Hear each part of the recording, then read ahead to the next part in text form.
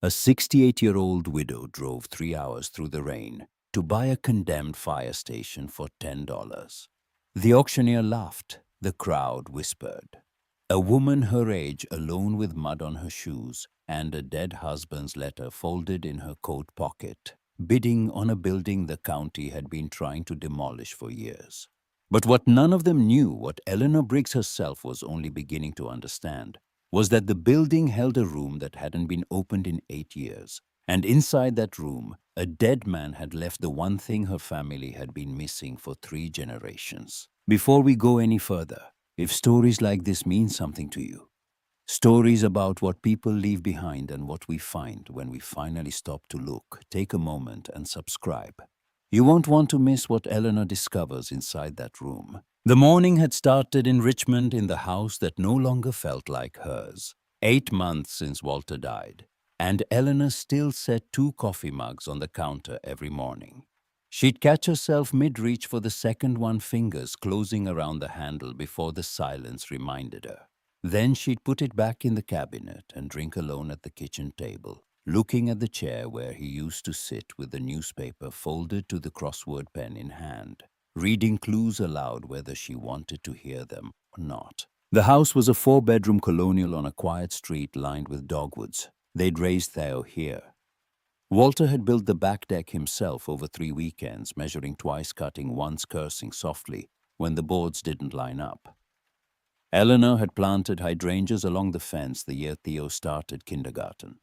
The hydrangeas were still there, overgrown now, pressing against the slats like they were trying to get out. Everything in the house still worked. The furnace, the plumbing, the lock on the front door. But something fundamental had gone out of the structure the day Walter stopped breathing in the upstairs bedroom, with the window cracked open because he liked cold air on his face even at the end. The house functioned. It just didn't hold. Eleanor had been packing his things in stages. A drawer 1 week, a shelf the next. She couldn't do it all at once. 31 years of marriage didn't fit into boxes in a weekend. His reading glasses were still on the nightstand. His jacket still hung by the back door, with a receipt from the hardware store in the pocket, dated 3 days before the diagnosis. She was clearing the top shelf of his closet when she found the shoebox. It was old, the cardboard soft at the corners, held together with a rubber band that snapped when she touched it. Inside were things she'd never seen before. A brass firefighter's badge tarnished green. A photograph of a young man in a chief's helmet standing beside a fire engine, grinning at the camera, with the easy confidence of someone who knew exactly where he belonged. And a letter. The envelope was sealed, cream-colored yellowed at the edges. The handwriting on the front was not Walter's. It was smaller, more careful, the letters pressed into the paper, with the deliberate hand of someone used to keeping records. It read, "For Walter, from your father." Eleanor sat on the closet floor with the envelope in her lap. Walter's father, Harold Briggs, had died 8 years ago. Walter had not attended the funeral. He'd stood in this same bedroom with his phone in his hand and told Eleanor he wasn't going his voice flat and final the way it got, when he'd already argued with himself and lost. "Harold chose that station over his family every single day of my life," Walter had spoken into the silence between them. "I won't pretend otherwise at his grave." Eleanor had driven to the funeral alone. She'd sat in the back pew of the church in Harlan Springs and watched a town mourn a man her husband refused to grieve. The turnout surprised her. Hundreds of people. The fire chief from the county gave a eulogy. An old woman she didn't recognize wept in the front row. Afterward, a man in a hardware store apron shook Eleanor's hand and told her Harold was the finest man he'd ever known. She'd driven home and told Walter about the funeral, and he'd listened without expression, and then gone out to the deck and sat there until dark. They never spoke of Harold again. Now she held Harold's letter in her hands, unopened, undiscovered, buried under a firefighter's badge and a photograph that Walter had kept hidden in a shoebox on the highest shelf of his closet. Close enough to keep, too far to see every day. Eleanor turned the envelope over. The seal was intact. Whatever Harold had written, Walter had never read it. She opened it. The letter was 2 pages handwritten on both sides in the same careful blue ink. "Dear Walter," it began. "I know you won't read this. You are your mother's stubbornness wrapped in my silence, and I've never found the words to reach you while you were standing in the room. Maybe paper will do what my voice couldn't. I need you to know why I stayed at the station. Not the reason you think. Not because I loved it more than you. I stayed because of what happened on October 14th, 2006, and because I could not live with what I did that day without trying to make it right for the rest of my life." Eleanor read slowly. The handwriting grew smaller as the pages went on, as though Harold was trying to fit more truth into less space. The letter described 2 volunteers, Tom and Grace Cole, and a school fire that killed them both while they rescued 14 children. Harold wrote about the order he gave that morning, sending Tom and Grace into the building. He wrote about standing outside and watching the stairwell collapse. He wrote about the sound. He wrote about the 6-month-old baby the Coles left behind, a boy named Marcus, who disappeared into the foster system before Harold could reach him. "I spent 18 years trying to find that boy," Harold wrote. "I sealed the station because everything he needs to know is inside it." The journal, the fund, records the truth about his parents. "If I can't give him his family back, I can at least make sure the building where they served is still standing when he comes looking. I bought the station with my pension, $22,000. The county wanted a parking lot. I gave them a deed instead." The letter's final paragraph was shorter than the rest. The handwriting changed slower with more pressure, as though Harold had paused and come back to it after a long time. "Walter, I know I failed you.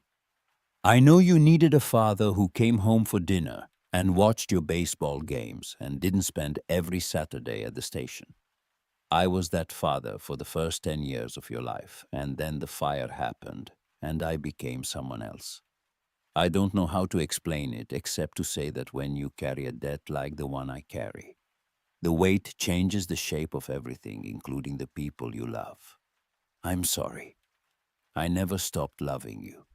I just forgot how to show it without turning love into obligation. Everything is at the station. The room behind the lockers. The key is with your mother. If you ever go back, you'll understand. If you don't, I hope you'll forgive me anyway. Your father, Harold." Eleanor folded the letter and pressed it against her chest. She sat on the closet floor and let the weight of it settle. Harold had tried to reach his son from beyond the grave, and the letter had sat in a shoebox for 8 years, sealed and unread, while Walter lived out his remaining years carrying a resentment he never examined closely enough to question. And now Walter was gone too, and Theo, Eleanor's own son, hadn't spoken to her in 4 years. The parallel hit her like a hand against glass. Harold lost Walter because he couldn't stop working. Eleanor lost Theo because she couldn't stop caregiving. When Walter got sick, Eleanor had poured everything into his treatment. The appointments, the medications, the midnight emergencies, the slow diminishment of a man who had once built decks with his bare hands. Theo had needed her too. His marriage was falling apart. He'd called asking her to come to Portland for a week, just a week, to help him figure things out. She told him she couldn't leave Walter. Theo heard what she didn't say, that Walter mattered more. The last real conversation they'd had was on the phone 4 years ago, Theo's voice breaking through static. "You always choose someone else over me, Mom." The line went dead. He didn't answer when she called back. 3 generations. Harold chose the station over Walter. Eleanor chose Walter over Theo. The wound passed down like a brass key on a chain, each generation locking the next one out, while believing they were doing the right thing. Eleanor stood up from the closet floor. She put the letter in her coat pocket. She looked at the photograph of Harold in his chief's helmet, young and grinning, and she set it on the dresser where Walter's reading glasses still sat. Then she got in her car and drove west toward the Blue Ridge. Harlan Springs sat in the foothills where the Shenandoah Valley began to soften into farmland. The drive took 3 hours. The rain started outside Charlottesville and followed her the rest of the way, steady and gray, turning the mountains into shapes behind gauze. She passed through towns with stone churches and feed stores and gas stations with hand-painted price signs. Each one looked like a place where time moved at the speed of the seasons instead of the news. She arrived at 2 in the afternoon. The main street was short a hardware store, a diner with a neon sign, half-lit a courthouse with a bulletin board papered in flyers. She almost drove past it. Then she saw the crowd on the courthouse lawn. Folding chairs arranged in rows. A man with a microphone reading property descriptions from a clipboard. A county tax auction. Eleanor parked and walked across the wet grass. She stood at the back of the small gathering, maybe 30 people, and listened. Lots sold quickly. A house for $1,200. A vacant parcel for $400. The bidders knew each other. They waved and nodded and raised paddles with the ease of people spending money they'd already accounted for.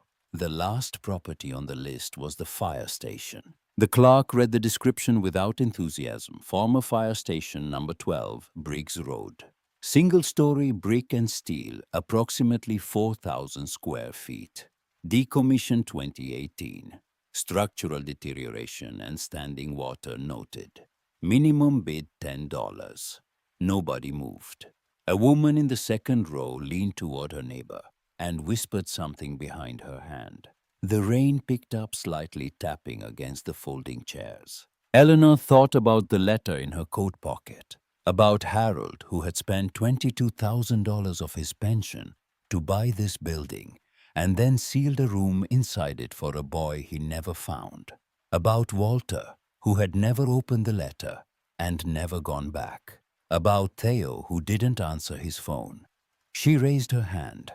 Every head turned. A woman in her late 60s, gray hair, damp from rain, standing at the edge of the lawn in a coat that was too thin for the weather. Her hand raised like she was hailing someone she hadn't seen in a long time. $10 from the lady in the back. Do I hear 15? Silence. Going once, going twice.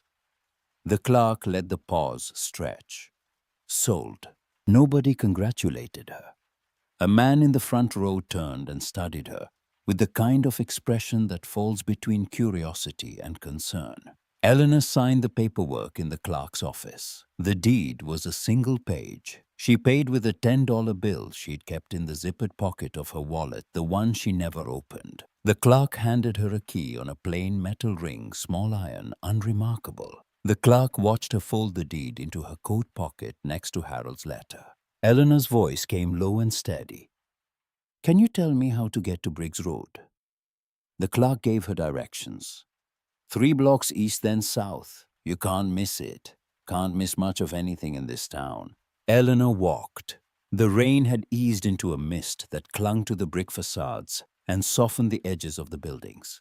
She passed the hardware store, Gutierrez Hardware, the sign repainted so many times. The letter sat on a ridge of old paint. She passed the diner. She turned south and saw it. The fire station sat on a cracked concrete pad set back from the street behind a chain of weeds and broken asphalt. Brick walls darkened by years of weather. 2 wide bay doors at the front, both jammed halfway open, one of them leaning on a buckled track. A building the town had turned its back on. A building that looked like the last day of something. Eleanor ducked under the bay door and stepped inside. The truck bay was wide and dim. Concrete floor stained with decades of oil and grime. Ceiling tiles collapsed in patches, the ones still hanging, bowed with water weight. Standing water pooled near a clogged drain at the center of the floor. The air smelled like wet concrete and rust and something older. The ghost of diesel and turnout gear, and years of men and women coming and going through these doors to help people they sometimes didn't know. But the walls were solid.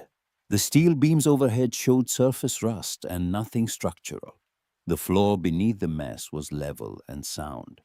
Eleanor ran her hand along the brick, cold under her fingers but steady. A building that had been neglected, not defeated. She walked past the bay into a hallway. Rooms on either side, a bathroom with no door, a kitchen stripped to its counter, and sink, a bunk room with metal bed frames bolted to the walls. Everything that could be removed had been taken. What remained was structure, the bones of a place built to withstand emergencies. At the back of the station, past the bunk room, she found the locker bay. 6 steel lockers stood in a row against the far wall, painted red numbered 1 through 6. They were bolted to the floor and pushed flush against the wall behind them. Eleanor opened each one. Empty. Dust and wire hangers. The 4th held a pair of cracked rubber boots.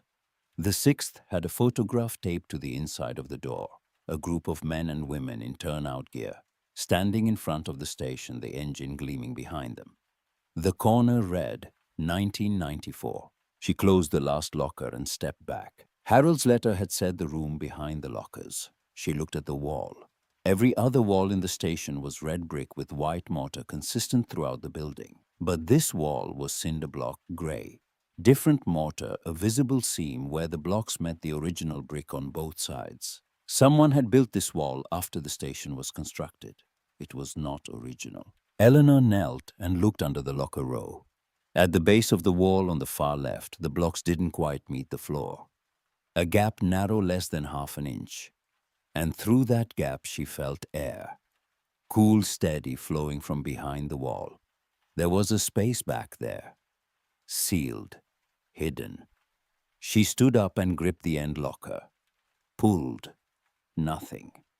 The lag bolts were rusted into the concrete and the frames were welded into a single unit. She needed tools. Eleanor walked out of the station and crossed the street to the hardware store. A bell rang above the door when she pushed it open. The store was narrow and deep shelves stacked floor to ceiling in a system that made sense only to its architect. Country music played low on a radio behind the counter. A man stood at the register, early 60s, broad shoulders, reading glasses on his forehead. He looked up and studied her for a moment. His voice was warm but careful. Help you. I need a socket wrench and a pry bar. What are you working on? The fire station across the street. His expression shifted. Something moved behind his eyes, recognition or the beginning of it. He came around the counter and led her down an aisle. Socket set here, pry bars on the end. He handed her a red plastic case. This'll handle most bolts up to 3/4 inch. Eleanor turned the case over. The price sticker read $22. I have $9, she said. She didn't see the point in decorating it. The man looked at her. Then he looked out the window toward the station. Take the set. Bring it back when you're done. I'll pay you back. I know you will. He held out his hand. Ray Gutierrez. She shook it. Eleanor Briggs. Ray's hand stopped mid-shake. He didn't let go. He looked at her face the way people look at a photograph they haven't seen in a long time, searching for something they remember. Briggs, he repeated. Walter's wife. Walter's widow. Ray released her hand slowly. He stood very still for a moment. Then he walked to the small refrigerator behind the counter and pulled out a paper bag. Sandwich and coffee. My wife makes extra. He set it beside the socket set. His voice dropped quieter now and rough at the edges. Walter and I grew up together, played baseball in the lot behind the station every summer until we were 16. I was at your wedding. Eleanor looked at the paper bag. She hadn't eaten since a piece of toast at 6 that morning in the Richmond kitchen, standing at the counter, because sitting at the table alone felt like a decision she wasn't ready to make. Thank you, she said. Don't thank me. Just bring the tools back. Eleanor carried the socket set and the paper bag across the street. She sat on the concrete pad outside the station and ate the sandwich. Turkey and Swiss on sourdough wrapped in wax paper, with a care that reminded her of the lunches she used to pack for Theo when he was small. The napkin folded just so, a note tucked inside that he pretended to ignore but kept in his desk all year. She drank the coffee. It was black and still warm. Then she went to work. The lag screws were 3/8 inch rusted solid. Eleanor worked them one at a time, leaning her weight into the wrench, her shoulder aching, her fingers stiff in the cold air of the locker bay. The first screw took 20 minutes. Her hands weren't used to this kind of work. 34 years of teaching first grade had given her patience and fine motor control, but not the grip strength to break rusted steel loose from concrete. By the third locker, she found the angle. By the fifth, her rhythm was steady, if slow. Each locker she freed, she dragged to the side of the bay, the steel shrieking against concrete, the sound echoing through the empty building like something waking up. An hour and 40 minutes. 6 lockers removed. The cinder block wall stood fully exposed. And there it was. A door-heavy steel painted red so long ago the color had faded to match the gray blocks around it. Stenciled across the center in white letters, almost invisible, Chief. Below that, in smaller type, PRV8. Eleanor tried the iron key from the auction. It didn't fit. She wedged the pry bar into the gap between the door and the frame. On the third pull, the bolt gave with a clean snap and the door swung inward. Cool air poured out, carrying the smell of old paper dust and something faintly like pipe tobacco. A smell that had been locked in this room for 8 years, preserved and patient. Eleanor stepped inside. A metal desk against the far wall, its surface covered in papers and a leather-bound journal. 2 filing cabinets, a rolling chair pushed back at an angle as if the man who had been sitting there had simply stood up and walked away. Photographs covered the walls, framed pictures of firefighters, group shots, individual portraits, newspaper clippings behind glass. A calendar hung behind the desk, the page showing a month from 8 years ago. The dust lay even and undisturbed across every surface. Nobody had stood in this room since Harold sealed it. Eleanor sat down in the chair. It creaked and rolled an inch on the concrete. She picked up the leather journal and opened it to the first page. Harold's handwriting, the same careful hand, from the letter in her coat pocket. She began to read. The journal was 40 years of record keeping. Equipment inventories, training schedules, fire calls. But certain pages were marked with a small star in the margin. On those pages, Harold kept a different record: dollar amounts, names, dates, families helped, bills paid, funerals covered, college tuitions funded.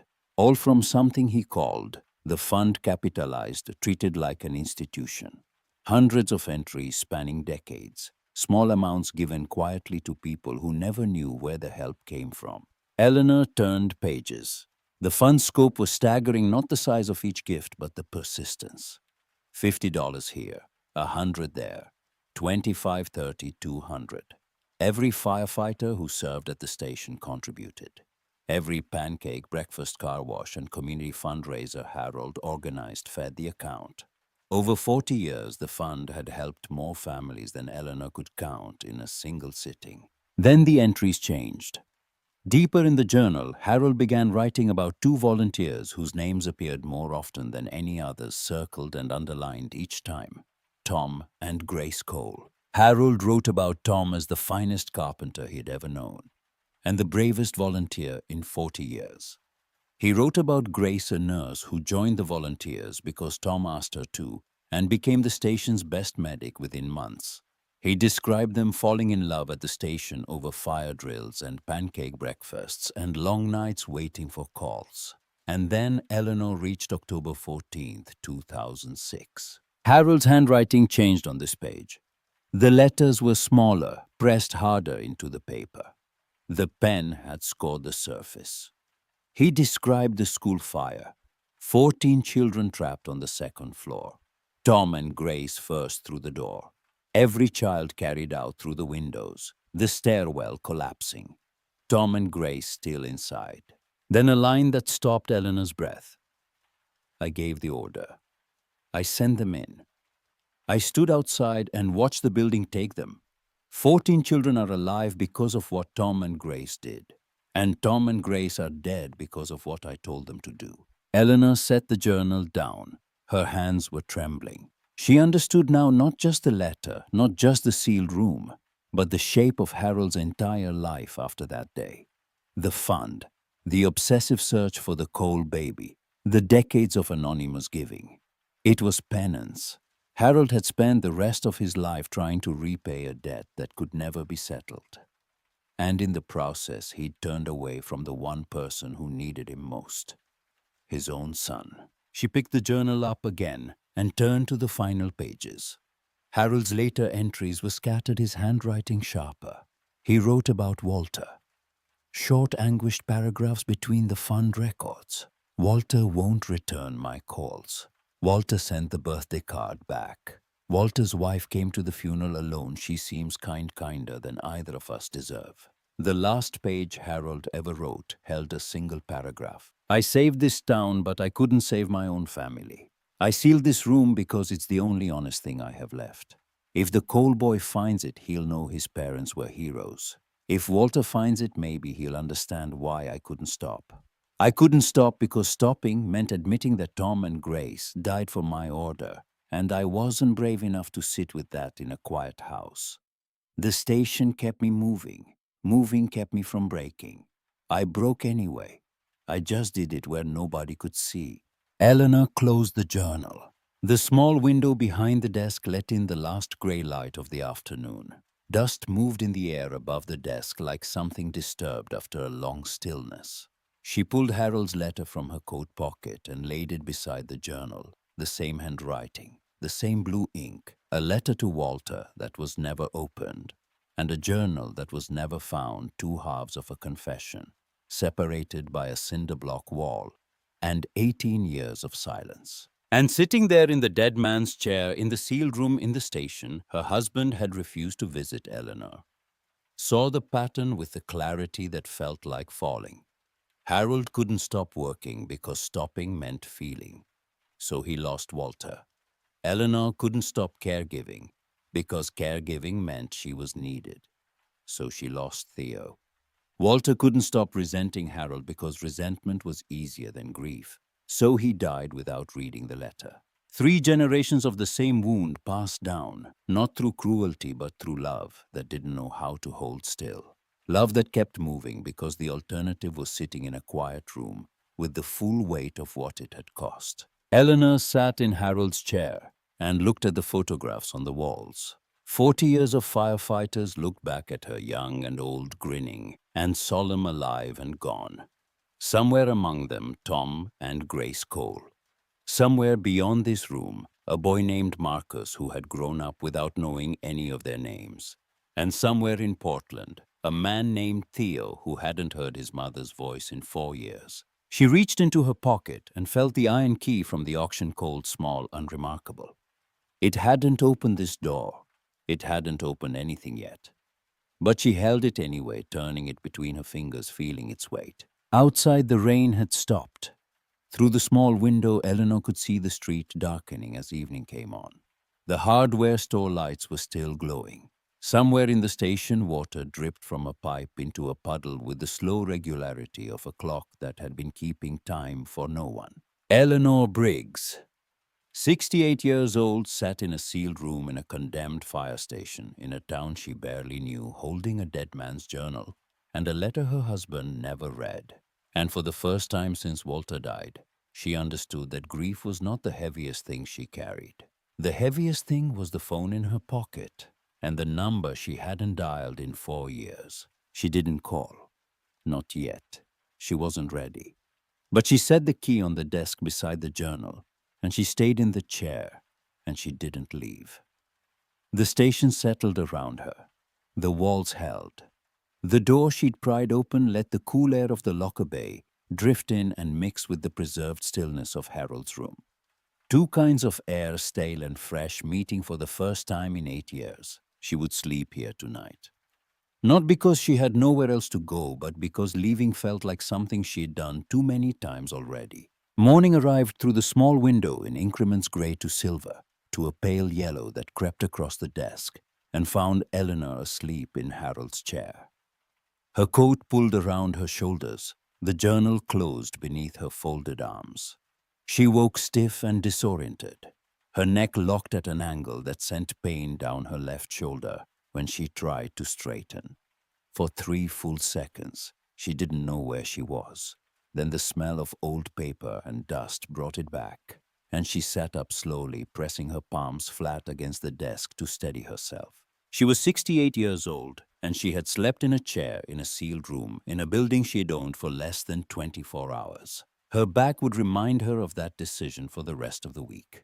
Eleanor gathered the journal and Harold's letter, and walked out through the locker bay into the truck bay. Daylight changed the station. Sun came through the east-facing windows and cut pale stripes across the oil-stained concrete. She could see the full layout now. The wide bay, the hallway behind it, the rooms branching off like ribs from a spine. The building had presence in the light. It stood the way old things stand when they have outlasted the reasons people stopped caring for them. She needed to eat. She needed to wash her face. She needed to figure out what she was doing here, and whether the answer was something a reasonable person would recognize. The park fountain at the edge of Main Street gave her water to rinse her hands and face. She cupped it cold against her cheeks and dried off with the sleeve of her coat.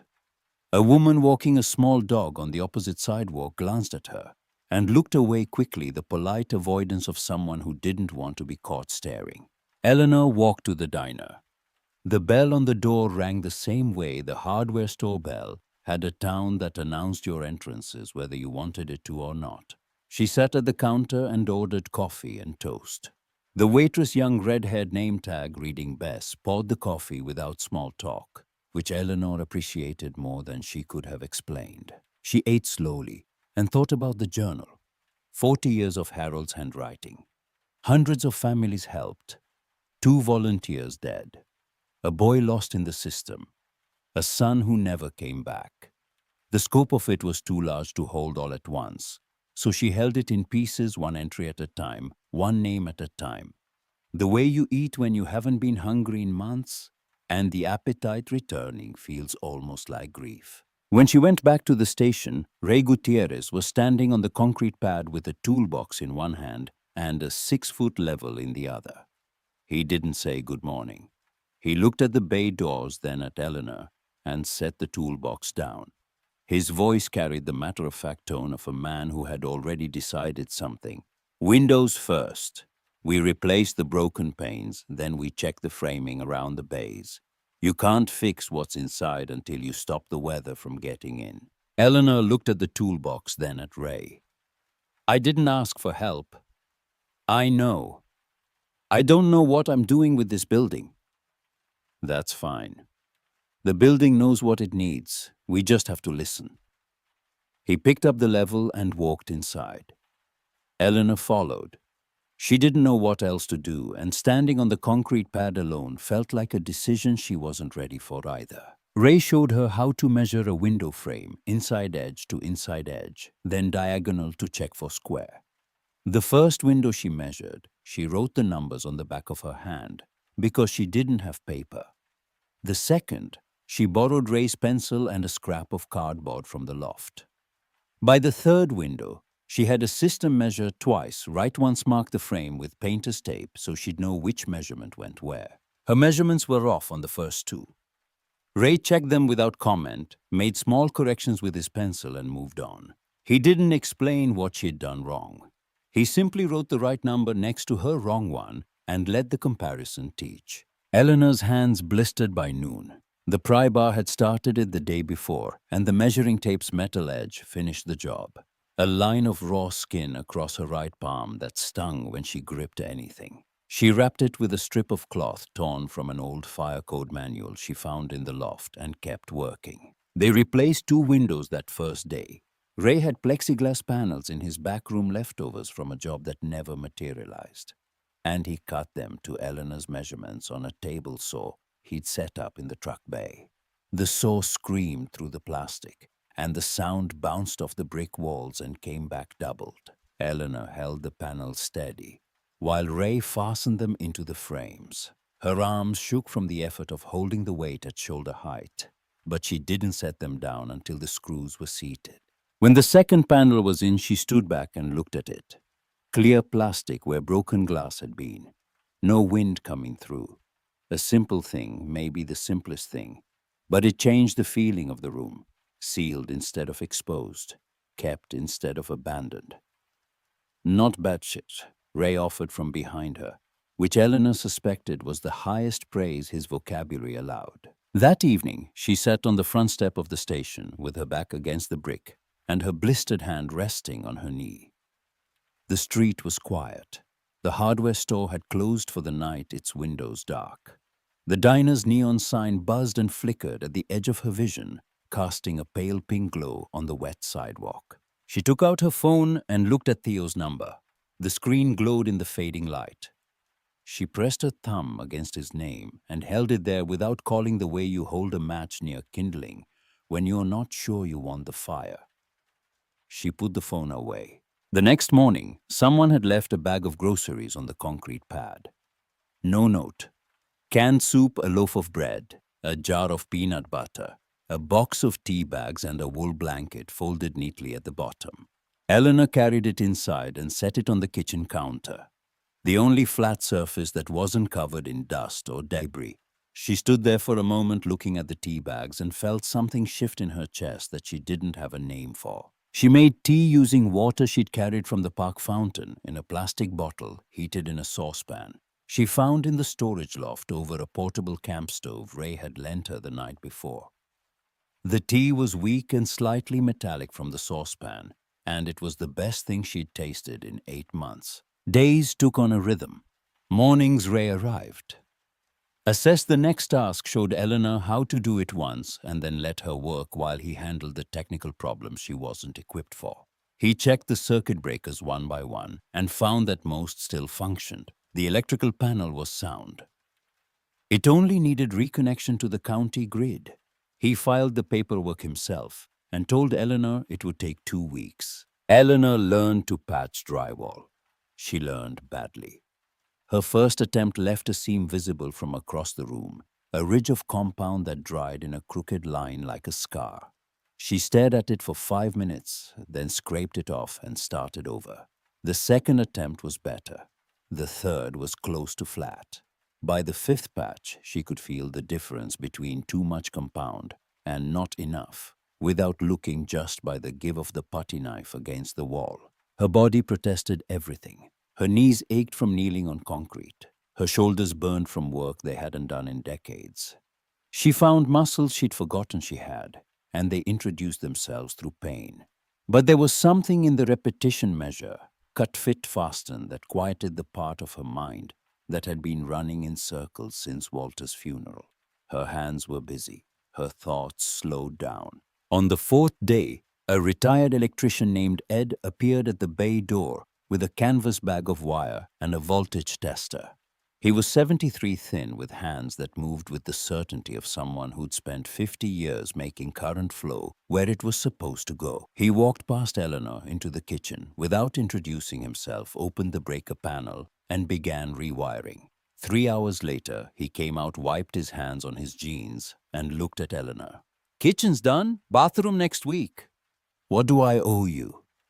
Ed glanced at the wall where Eleanor had posted a photocopy of one of Harold's fund pages, names and dates, and small amounts given to families over the years. "Harold paid my wife's hospital bill in 2009, $1,900. She never knew where it came from." He picked up his canvas bag. "Consider us even." He left without saying goodbye. Eleanor stood in the kitchen and listened to the silence he left behind. Then she flipped the light switch. The overhead fluorescent stuttered, buzzed, and caught. The kitchen filled with white light for the first time in 6 years. Eleanor stood under it and let the light do its ordinary work, showing the counter, the sink, the cracks in the floor. She hadn't noticed in the dimness. She didn't turn it off for the rest of the day. A plumber came the following week. A woman from the garden center brought flats of marigolds and planted them along the concrete pad without asking permission. A man 2 streets over left a box of canned food on the step. Each act arrived without announcement and departed without expectation. And Eleanor began to understand that this was how the town worked, not through grand gestures, but through the steady, quiet accumulation of people showing up. She was sorting through the second filing cabinet in Harold's office methodically now, folder by folder, logging what she found when she came across an envelope wedged behind a stack of yellowed paperwork in the back of the bottom drawer. The envelope was thick, cream-colored, sealed. Harold's handwriting on the front, "For Walter. Personal." Eleanor held it in both hands. Another letter to Walter. This one hidden deeper, filed behind tax documents and county forms, as though Harold had wanted it found, but not easily. She opened it. This letter was different from the one in the shoebox. Longer, more raw. Harold didn't write about the fund or the station or the search for the coal boy. He wrote about Walter. He wrote about the Saturday mornings when Walter was 7 and 8 and 9 years old, showing up at the station before dawn, because he wanted to be wherever his father was. Harold described Walter painting the engine bay walls with a roller too big for his hands, the paint dripping down his arms while he grinned. He described Walter falling asleep in the cab of the fire engine, on long nights curled on the bench seat, with Harold's jacket over him like a blanket. He described teaching Walter to check tire pressure, to coil a hose properly, to polish the brass bell above the main entrance until it caught the light. The boy loved this station, Harold wrote. He loved it the way children love the places where their parents are most themselves. And I took that from him, not all at once. Slowly over years, by turning the station into the place I went to hide from what I'd done. Walter could feel the difference. Children always can. The station stopped being the place where his father worked and became the place his father went instead of coming home. I don't blame him for hating it. I only wish I'd understood the difference while there was still time to change it. Eleanor set the letter down. Her throat was tight. She pressed her fingers against the desk and breathed until the tightness eased. Walter at 7 painting walls with a roller too big for his hands. Theo at 7 sitting at the kitchen table while Eleanor graded papers asking her to watch him draw. And Eleanor saying, "Just a minute, sweetheart," over and over until the minutes became years. She folded the letter and put it in the inside pocket of her coat next to the first one. 2 letters from a dead man to a dead son carried by a woman who was only now beginning to hear what they were saying. The following Saturday, Lottie came. Eleanor saw her from the truck bay, a small figure moving slowly up the cracked concrete pad, cane in one hand, purse in the other. White hair, wire-framed glasses, a cardigan buttoned to the collar despite the warming weather. 89 years old and walking with the careful precision of someone who knew that each step was a negotiation with gravity. She might not always win. Eleanor met her at the bay door. They stood face to face for a moment. Daughter-in-law and mother-in-law, 2 women connected by a man who was gone and a man before him who was gone longer. "I heard someone bought the station," Lottie said. Her voice was thin but clear. "I didn't know it was you until Ray told me. I should have come to see you first. I'm sorry." Lottie studied her face. "You look tired. Are you sleeping?" In the chair in Harold's office. Harold did the same thing. That chair has held more grief than any piece of furniture has a right to. She looked past Eleanor into the bay. Her eyes moved over the walls, the cleared floor, the new window panels. "You've been working." "Trying to." Harold would have liked that. Lottie moved inside, slowly touching the brick walls as she went running her fingers along the mortar lines, the way a person touches the face of someone they haven't seen in years. In the hallway, she stopped at a small photograph hung low near a pipe, a young man in a chief's helmet beside the fire engine grinning. 1978, Lottie whispered. The year he made chief. He was 31.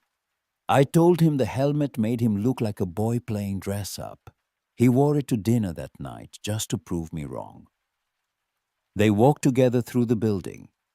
The bunk room, the locker bay, through the open steel door into Harold's office. Lottie stood in the doorway and went still. Her hand came up and gripped the frame. She didn't speak for a long time. She looked at the desk, the chair, the photographs on the walls, the journal Eleanor had left open to the page where Harold described the Cole family. He spent more time in this room than in our house. Lottie finally managed her voice, catching on the last word. I used to tell him the station was his real home. He'd say, Lottie, the station is everybody's home. That's the whole point. She turned to Eleanor. Something shifted in her expression. A sharpening, a moment of clarity that cut through the fog Eleanor could see gathering at the edges of Lottie's attention. This safe? Lottie spoke with sudden urgency. Is it still there? Eleanor looked where Lottie pointed. Under the desk bolted to the concrete floor, a fireproof safe she'd noticed the first night, but hadn't been able to open. Grey steel about the size of a microwave. A keyhole but no handle. Harold put it in years ago. He told me what was inside. Lottie's eyes were fixed on Eleanor's with an intensity that seemed to burn through whatever haze had been settling over her. He said it was for whoever came back, for whoever loved this place enough to open that door. She stopped. Her gaze drifted. She looked around the room as though seeing it for the first time, and the clarity that had sharpened her face a moment before softened into confusion. Grace, Lottie murmured, looking at Eleanor. Grace, is that you? Eleanor's skin went cold. It's Eleanor Lottie, Walter's wife. Lottie blinked.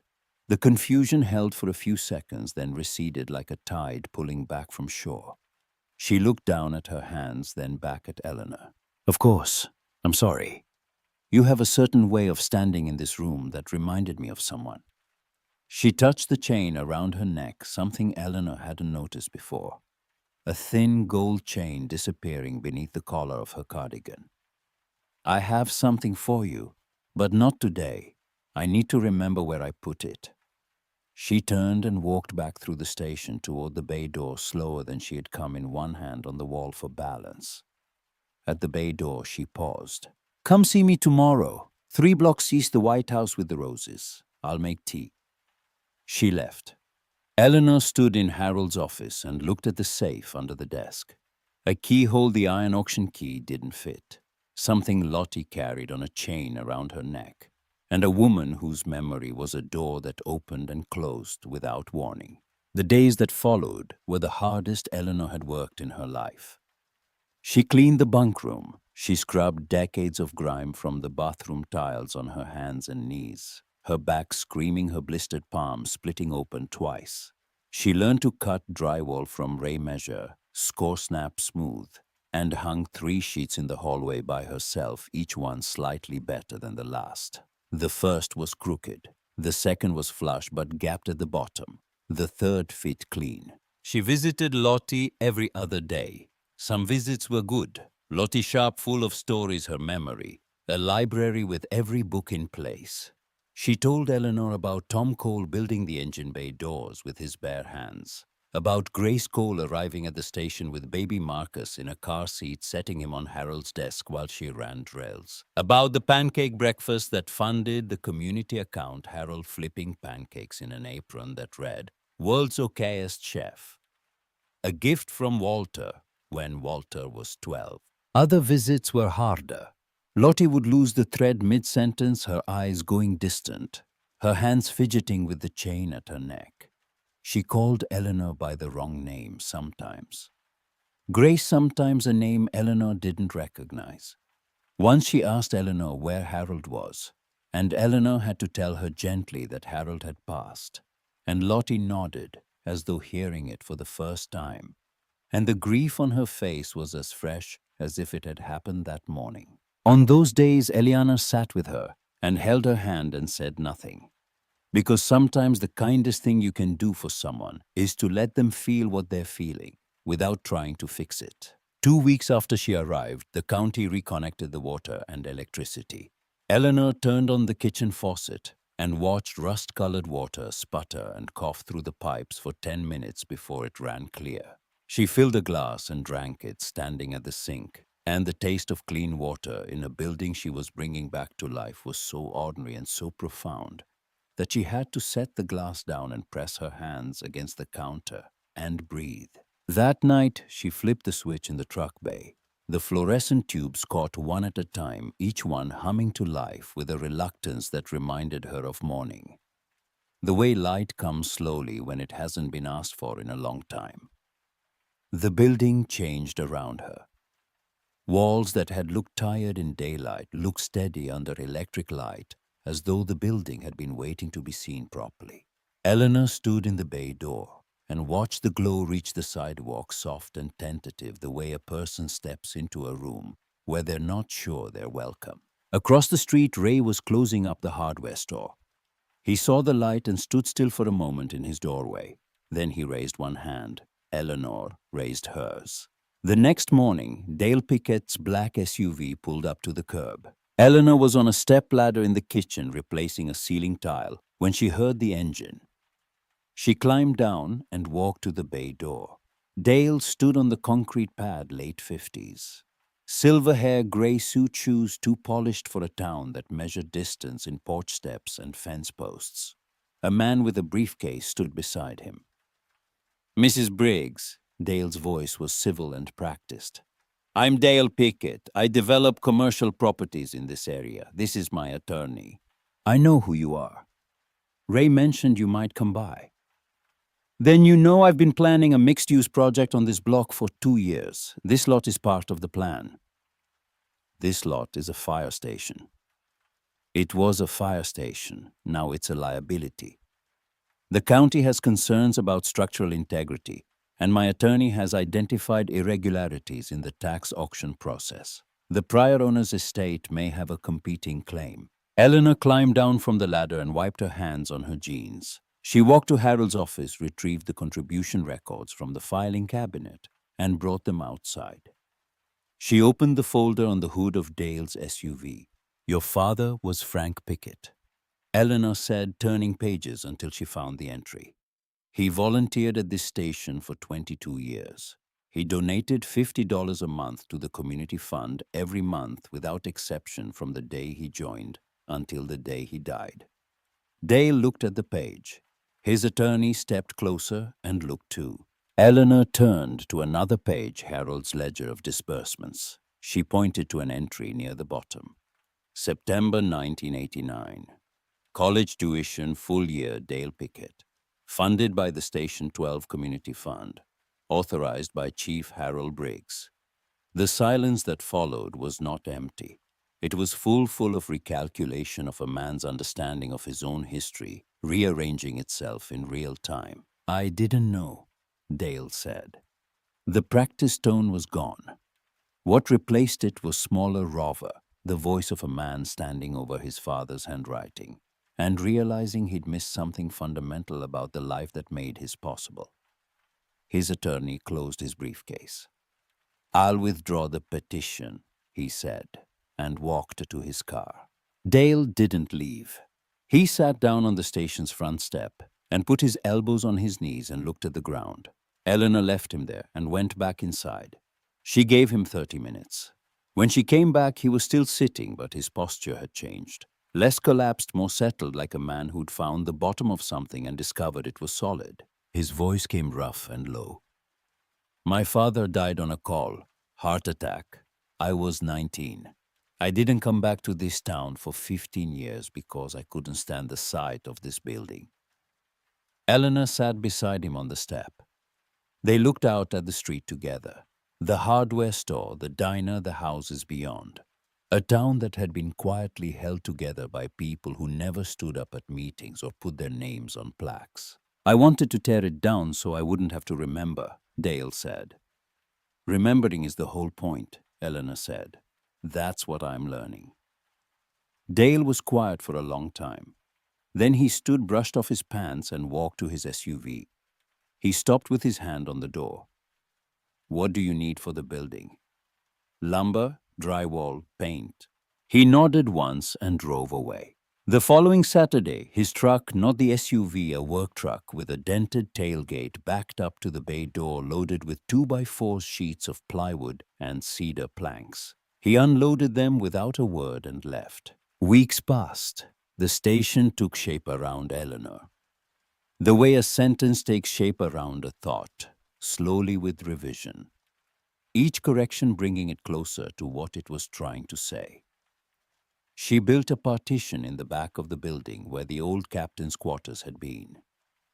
She framed walls for the first time in her life, holding the 2x4s in place while Ray checked them for plumb. Her measurements improved. Her cuts got cleaner. The blisters on her hands hardened into calluses. She started sleeping in the bunk room instead of the office chair. A cot she'd bought at the thrift store in the next town, a pillow from Lottie's linen closet, the wool blanket from the anonymous grocery bag. It wasn't comfortable, but it was hers. She went to Lottie's every other morning. On a Tuesday in late spring, Lottie was having a clear day. She sat at the kitchen table with 2 mugs of tea and a shoebox of photographs, and she told Eleanor about the night Tom and Grace Cole brought baby Marcus to the station Christmas party. Grace had dressed him in a red onesie with a fire truck on the front. Tom held him on his shoulder and introduced him to every firefighter as the newest volunteer. Harold held the baby and didn't give him back for an hour. Harold said that baby had the calmest eyes he had ever seen. Lottie remembered. He said Marcus looked at the world like he was trying to memorize it. Eleanor listened. She thought about Theo at that age, the way he used to grip her finger and refused to let go even in his sleep. She thought about the last time she had held his hand at Walter's funeral, when Theo came for 3 hours and left before the burial, standing at the back of the church, the way Eleanor had stood at the back of Harold's funeral years before. History echoing. The same scene from different seats. It was early June when the stepladder gave out. Eleanor was replacing a window pane in the loft, the last broken window in the building, the one she had saved, because it was highest and hardest to reach. The stepladder was old, borrowed from Ray, its joints loosened by years of use. She was leaning to set the plexiglass panel into the frame when the right leg buckled. The fall was fast and the landing was concrete. She hit the truck bay floor on her right side, her wrist folding under her, at an angle that sent a sound through the empty building. Not a crack exactly, more like the sharp pop of a branch breaking under weight. Pain came a second later, bright and total, radiating from her wrist to her shoulder. She lay on the concrete and looked at the ceiling. The same ceiling she'd been repairing for weeks. The beams and wiring and patches of new drywall she'd hung herself. Her wrist was already swelling. She couldn't move her fingers. Cora Fielding found her. Cora was the town's visiting nurse, 44, steady-handed, practical, the daughter of a volunteer firefighter who had served with Harold 30 years ago. She'd been stopping by the station every few days to check on Eleanor, the way people in small towns check on each other, without calling it anything official. She came through the bay door with a bag of apples and found Eleanor on the floor, conscious, pale, holding her right wrist against her chest. Cora drove her to the county hospital. Fractured wrist, clean break, no surgery needed, 6 weeks in a cast. The doctor was efficient and unsentimental. Eleanor sat on the exam table while they wrapped her arm in fiberglass and tried not to think about what 6 weeks without her right hand meant for the station. She lay in the hospital bed that night and watched the ceiling tiles, institutional beige, perfectly aligned, nothing like the ones she had been replacing. Her wrist throbbed inside the cast. The room smelled like antiseptic and recycled air. She picked up her phone with her left hand. Awkward, clumsy. She found Theo's number and typed with one thumb slowly each letter, a small negotiation. I found something at your grandfather's station. Letters he wrote to your father. Things he wanted to say but couldn't. I understand now what I did wrong with you. I'm not asking for forgiveness. I'm asking for a chance to stop repeating the same mistake 3 generations of this family have made. I'm in the hospital in Harlan Springs. A broken wrist, nothing serious. You don't need to come, but I wanted you to know where I am. She read it twice. Then she sent it. The phone screen stayed dark. No typing indicator. No read receipt. Just the flat glow of a message delivered to a silence 4 years deep. Eleanor set the phone on the bedside table and looked out the window. The hospital sat on a hill at the edge of town. From her room, she could see the rooftops of Main Street, the hardware store, the diner's pink neon glow. Somewhere below that sight line, the station sat with its lights on and its bay doors open to the night air, empty for the first time since she'd arrived. She was 68 years old, in a hospital in a town she'd known for 6 weeks, with a broken wrist, and a phone full of silence, and a fire station she couldn't finish alone. She had spent her whole adult life taking care of people. Students, Walter, the house, the routines that held everything in place. She had never been the one lying in the bed waiting for someone to show up. The ceiling tiles blurred. She closed her eyes. In the morning, no reply. She checked the phone 6 times before the nurse came in with breakfast. Each time the screen showed the same message delivered, not read. 4 years of silence doesn't break in a night. She knew that. She knew it the way you know the weather will turn cold eventually, certain abstract and useless against the chill when it arrives. Eleanor sat in the hospital bed and held the iron key from the auction in her left hand. The one from the clerk, the one that hadn't opened anything. She turned it between her fingers, feeling its weight, its small, useless teeth. She had carried it every day since the auction, not because it unlocked a door, because it reminded her that some keys aren't meant for locks. Some keys are just proof that you showed up and paid what was asked and stayed when everyone else went home. She closed her hand around it and held on. Outside the window, the sun came up over Harlan Springs. The rooftops caught the light and held it, and somewhere below the station waited. They discharged her on a Wednesday morning. Cora drove her back to the station in a pickup truck that smelled like dog hair and hand sanitizer. The radio playing low, neither of them talking. Eleanor held her casted wrist against her chest and watched the town pass through the window. The courthouse, the diner, Ray's hardware store with the open sign already turned. 6 weeks in a cast. 6 weeks of a right hand that couldn't grip a wrench or hold a putty knife or measure a window frame. 6 weeks of the station sitting half-finished while her body healed at the pace bodies heal when they're 68 and tired and running on tea and canned soup and a stubbornness she hadn't known she possessed until she needed it. Cora dropped her at the bay door. Eleanor ducked under it and stepped inside and stopped. The truck bay was clean, not just cleared clean. The oil stains on the concrete had been scrubbed. The remaining ceiling tiles had been replaced, every one of them level and flush. The hallway beyond the bay had fresh drywall on both sides taped and mudded and sanded smooth. Someone had done 3 days of work in the 20 hours she'd been gone. She walked through the hallway. The bathroom had a new door hung on brass hinges. The bunkroom floor had been swept and mopped, the metal bed frames polished to a dull shine. In the kitchen, a new window pane, real glass this time, not plexiglass, sat in the frame she had been trying to replace when she fell. On the kitchen counter, a note in Ray's handwriting. Ed did the bathroom door. Dale brought the glass. Cora's daughter swept. I did the drywall. Don't say thank you, just make tea.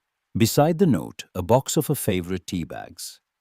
The same brand Lottie kept at her house, the one Eleanor drank every morning at Lottie's kitchen table. Someone had noticed what she drank and remembered. Eleanor stood in the kitchen with the note in her left hand and her broken wrist held against her ribs and let the tears come. Not grief this time. Something closer to bewilderment. The stunned recognition that people had cared for her, building the way she had cared for Walter, the way Harold had cared for his town, the way the fund had cared for families who never knew where the help came from. The same invisible current moving through different hands. She couldn't do construction work with one arm, so she did what she could. She went back to Harold's journal. She read it differently now.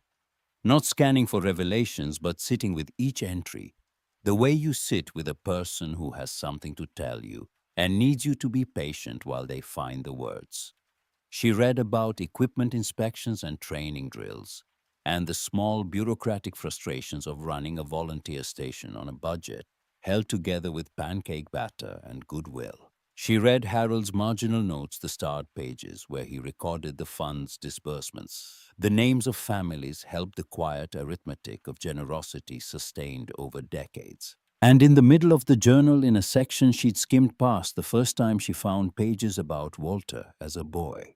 Harold's handwriting softened on these pages. The careful official hand of the station chief gave way to something looser, warmer, a father's hand writing about his son. Walter helped me polish the bell today. He stood on a crate to reach it and rubbed the brass with a rag until his arms were tired. He asked me why we polish something nobody looks at. I told him people look at it every day, they just don't know they're looking. He said that didn't make any sense. He's probably right. Another entry. 3 months later, Walter fell asleep in the engine cab again. I found him after the call came in, curled up on the bench seat with my jacket over him, his shoes still on one hand hanging off the edge. I carried him to the bunk room and he didn't wake up. He's getting too big to carry. I don't know when that happened. And one more dated the year Walter turned 12. Walter gave me an apron for my birthday. It says World's Okayest Chef. He made Lottie help him order it from a catalog. He wrapped it in newspaper because we were out of wrapping paper and he was too impatient to wait. I wore it at the pancake breakfast and he pretended to be embarrassed, but I saw him grinning from the doorway. That grin is the best thing I've built in 40 years of building. Eleanor closed the journal. She sat in Harold's chair with her cast resting on the desk, and her good hand pressed flat against the open page as though she could feel the warmth of the words through her palm. Walter had loved this station. Before the fire, before the guilt, before Harold retreated into work, and Walter retreated into resentment. There had been a boy who polished the bell and fell asleep in the engine and gave his father an apron wrapped in newspaper. That boy had existed. Harold had seen him clearly and written him down, and the record had sat in a sealed room for 8 years waiting for someone to read it. Eleanor picked up her phone. She didn't text Theo. Instead, she took a photograph of the journal page, Walter's name in Harold's handwriting, the apron story, the grin from the doorway, and saved it. She'd send it when the time was right. Not yet, but soon. 3 weeks into her recovery, Lottie came to the station on a morning when the air was cool and the sky was the pale blue that comes to the Virginia foothills in early summer, the color of distance and clarity. She moved slowly up the concrete pad, her cane tapping a rhythm against the surface, her free hand holding something against her chest. Eleanor met her at the bay door. Lottie's eyes were sharp today. Present focus, the fog pulled back to the edges where it waited but did not intrude. "I remembered," Lottie said.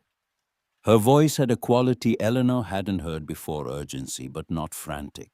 The urgency of someone who knows their window of clarity is finite and has chosen to use it precisely. She reached beneath the collar of her cardigan and unclasped the chain she wore around her neck. Eleanor had seen it before, the thin gold links disappearing beneath Lottie's clothes, the weight of something small hanging at the end. Now Lottie pulled it free and held it out. A brass key, small, worn smooth from 8 years against skin the color of old honey. "Harold gave me this the week before he died," Lottie said. "He told me to keep it until someone came back for the station, someone who understood what it meant." Her fingers trembled, but her grip on the key was certain. "I've worn it every day. Some mornings I forgot why. This morning I remembered." She took Eleanor's left hand, the good one, and pressed the key into her palm and closed her fingers around it. The brass was warm from Lottie's body. It felt like holding a heartbeat that had been kept safe for years. "He said everything you need is in the safe," Lottie whispered. "Everything any of us need." Eleanor knelt in front of the safe under Harold's desk. The brass key fit the lock the way a sentence fits a silence, exactly, completely, as though the space had been shaped for nothing else. She turned it. The lock resisted for a breath, then gave with a clean, soft click, and the door swung open. 3 items inside, each placed with the deliberateness of someone who expected them to be found by someone who mattered. A leather document folder cracked at the spine, a thick manila envelope sealed, and a white envelope sealed with wax that had yellowed over the years. Across the front, in Harold's careful handwriting, "For whoever loves this station enough to open this door." Eleanor opened the leather folder first. A property deed. Harold's purchase of the station from the county for $22,000, dated 12 years earlier. The deed was notarized, recorded, and annotated in the margin with Harold's initials, and a county clerk's confirmation upon the owner's death. The property transfers to a trust held at the county courthouse. The designated beneficiary line read, The person who presents this key and this deed together to the county clerk. Not Marcus Cole, not Walter Briggs, not any specific name. Harold had left the station to whoever came back for it. Whoever cared enough to find the room to earn the key to sit in the chair and read the journal and understand what the building meant. Eleanor opened the manila envelope. Bank documents, account statements, a trust agreement for the Station 12 Community Fund. The most recent balance, 8 years old, $327,000. The interest had been accruing since Harold's death. The contribution record showed 40 years of small deposits, 50 here, 100 there. Pancake breakfast and car washes and holiday fundraisers, every firefighter who ever served contributing what they could, every dollar tracked in Harold's hand. She set the statements down and picked up the white envelope. The wax seal cracked when she slid her thumb beneath the flap. 2 pages handwritten the same blue ink as the journal. Slower than the journal entries, more deliberate. Harold had taken his time. She read it aloud to Lottie, who sat across the desk with both hands flat on the surface, her eyes wet, her breathing steady. To whoever finds this, Harold wrote, I don't know your name. I spent 18 years looking for a boy named Marcus Cole, and I never found him. I spent 30 years trying to talk to my son Walter, and I never reached him. I've learned that the people we love most are sometimes the ones we fail most completely, not because we don't care, but because caring made us afraid, and fear made us busy, and busy kept us from sitting still long enough to say what mattered. Eleanor's voice caught. She swallowed and continued. I started the fund because I believed every person deserves a safety net that doesn't come with paperwork or shame. I sealed this room because the county would have thrown everything away, and I needed these records to survive.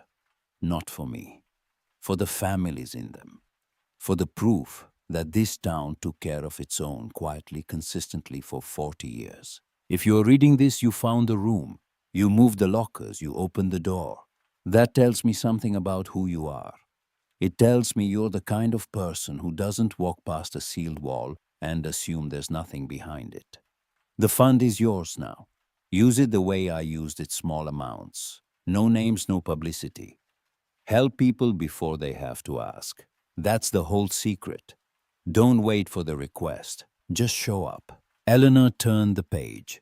The final paragraph was written in a different ink, darker, as though Harold had come back to the letter after a long pause and finished it with a different pen on a different day. If my son Walter ever reads this, or if the woman he married does, because she came to my funeral alone, and I think she understood more about this station than Walter ever let himself, I want to say this, I'm sorry.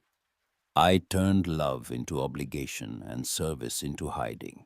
I couldn't sit in a quiet house with what I'd done, so I filled the silence with work and called it purpose. Walter needed a father who came home. I gave him a fire chief instead. If there is any way to undo that, if love can travel backward through time and repair what it broke, then let this letter be the start. I loved my son. I just forgot that love without presence is just a word on a page. Harold Briggs, Station 12. For whoever comes next. Eleanor folded the letter. She set it on the desk beside the journal, beside the deed, beside the fund statements, beside the 2 other letters she'd been carrying in her coat pocket for weeks. 5 documents from a dead man. A complete accounting of a life spent giving to everyone except the person who needed it most. She looked at Lottie across the desk. Lottie's face was still. Tears moved down her cheeks without sound, collecting at her chin, falling onto her hands, where they lay flat on the desk. She didn't wipe them. She let them come the way rain comes to a garden that's been waiting without resistance, without apology. He wrote that 3 weeks before he died, Lottie said. He showed me the envelope and told me where it was. He said when the right person finds it, they'll know what to do. Eleanor reached across the desk and held Lottie's hand. They sat together in the sealed room while the morning light came through the small window and moved across the desk, touching the journal. The letters. The photographs on the walls, 40 years of faces looking down at 2 women, holding hands in a dead man's chair.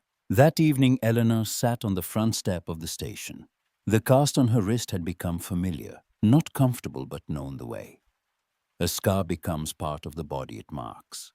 She held her phone in her left hand and opened the photograph she'd saved Harold's journal page with the apron story Walter at 12, the grin from the doorway.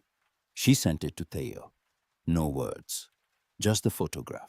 Then she sent Harold's final paragraph, the one about love without presence.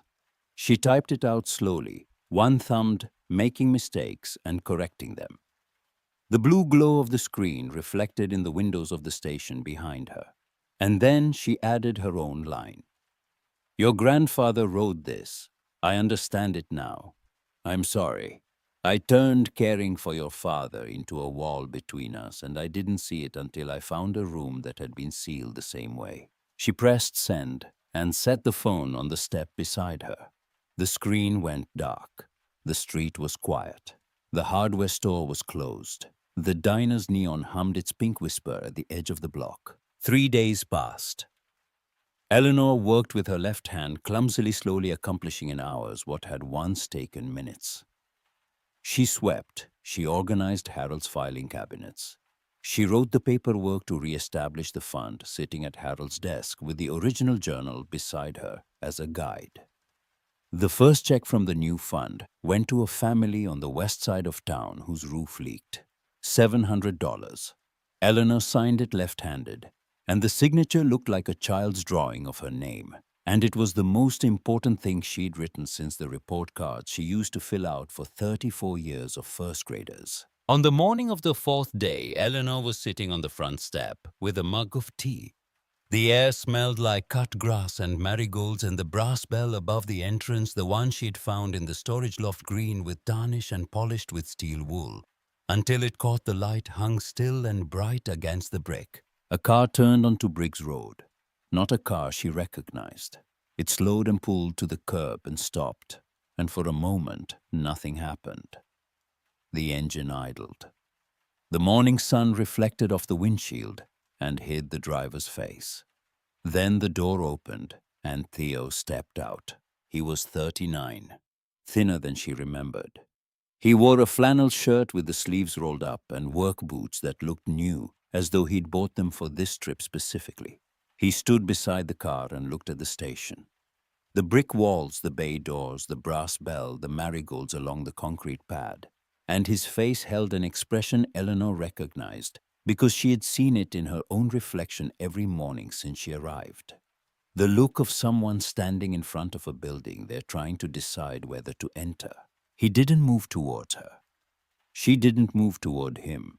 They stood 40 feet apart, mother and son, separated by a concrete pad and 4 years and 3 generations of love that didn't know how to hold still. Theo's voice came across the distance, rough and quiet, carrying the weight of something he'd rehearsed and then abandoned. You said you needed help. I said I was in the hospital. Same thing. Eleanor set her mug on the step. She stood slowly, her cast held against her ribs. She didn't walk toward him. She waited. Theo looked at the bay door, at the station rising behind her, at the plaque she'd ordered 2 days ago, and mounted beside the entrance the brass plate that read, "In memory of the volunteers of Station 12, who gave without asking and stayed without being asked." His voice again, even quieter. "What do you need?" Eleanor looked over her shoulder at the building. The wide bay doors, one of them still jammed on its track, the one repair she hadn't been able to manage alone. "The right bay door is stuck. I can't fix it with one hand." Theo walked across the concrete pad. He didn't touch her. He didn't speak. He went to the bay door and looked at the track, running his hand along the rail the way Ray had taught Eleanor to check a window frame, feeling for the warp, the bend, the place where things had gone off true. Then he gripped the door with both hands and pulled. The track groaned. Metal scraped against metal. The door moved an inch, then another, then slid free and rolled open on its track for the first time since Eleanor had arrived. Light poured into the bay from both sides, now full unobstructed, reaching every corner. Theo stood in the open doorway and looked at Eleanor. She looked back. Neither of them said, "I'm sorry." Neither of them said, "I forgive you." Those words would come later, or they wouldn't. And either way, the important thing had already happened. He was here, and his hands were on the door, and the door was open. They spent the afternoon working side by side. Theo fixed the hinge on the bathroom door that Ed had hung slightly off-center. Eleanor handed him tools with her left hand, calling out the wrong names for half of them, and Theo corrected her without smiling, and then smiled when he thought she wasn't looking. They didn't talk about the 4 years. They didn't talk about Walter or Harold or the letters. They talked about the building, what it needed, what was next, how the drywall in the hallway had a bubble near the ceiling that should be retaped. Small things, ordinary things, the vocabulary of repair. That evening, Eleanor climbed the steel ladder to the flat roof. The sun was going down over the foothills, turning the sky from gold to violet along the ridge west of town. The houses below were lighting up one window at a time, yellow squares appearing in the dusk like notes in a margin. Lottie sat on the front step with a book in her lap. Her reading lamp plugged into the outdoor outlet Eleanor had asked Ray to install. Across the street, Ray was locking the hardware store. He saw Eleanor on the roof and raised one hand. She raised hers. Below, inside the station, she could hear Theo. The sound of a hammer tapping steady unhurried the rhythm of someone doing careful work in a building that deserved care. Eleanor opened her left hand. The brass key lay in her palm, warm from being held all day. She looked at it, small, smooth, the color of late afternoon light. It had opened a lock. It had opened a safe.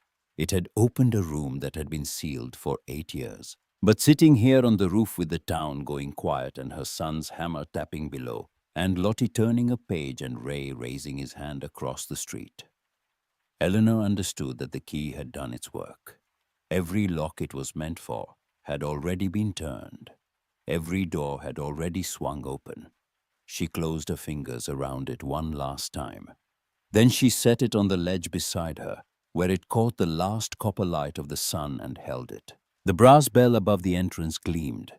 The bay doors stood open, both of them now wide to the evening air. Light from inside the station reached the sidewalk and touched the curb, and the marigolds along the concrete pad leaned slightly toward it, the way living things lean toward warmth without deciding to. Eleanor Briggs, 68 years old, sat on the roof of a fire station in a town she'd come to by accident and stayed in by choice, listening to her son work below her, watching the light settle over a place that had been forgotten and remembered again. The way love works, the way families work, the way the best things we build are never finished, only continued. The evening settled in. The station held steady beneath her. The doors were open. The light was on. If there's someone you haven't called in a long time, a son, a daughter, a parent, a friend, maybe the words you need aren't "I'm sorry." Maybe the words are simpler than that. What do you need? Can I help? I'm here. Sometimes that's enough. Sometimes that's everything. Thank you for listening tonight. Sleep well.